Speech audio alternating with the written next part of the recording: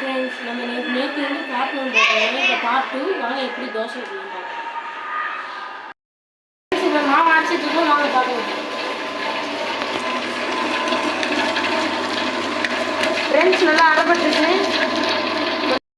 Friends நீங்கள் இந்த மாதிரியே முடக்கட்டாயில் வச்சுருந்தீங்கன்னா தோசை சுடணும்னா நான் சொல்கிறத கேளுங்க வாங்க. ஃப்ரெண்ட்ஸ் இதுக்கு தேவையானது முடக்கட்டாயில் அப்புறம் அரிசியை ஊற வச்சுங்க, வெந்தயம் போட்டுட்டு அப்புறம் அரிசி போடுங்க. அவ்வளோ. இப்போ அண்ணன் தோசை ஊற்றுறான் ஃப்ரெண்ட்ஸ், பாருங்கள் ஃப்ரெண்ட்ஸ்.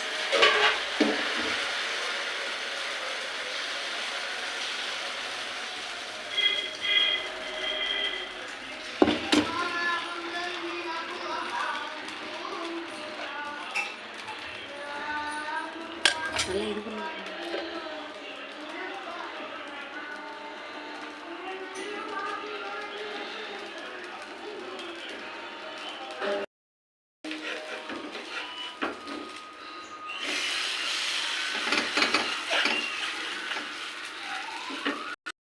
ஃப்ரெண்ட்ஸ். இப்போ ஒரு தோசை ஊற்றி முடிச்சாச்சு ஃப்ரெண்ட்ஸ்.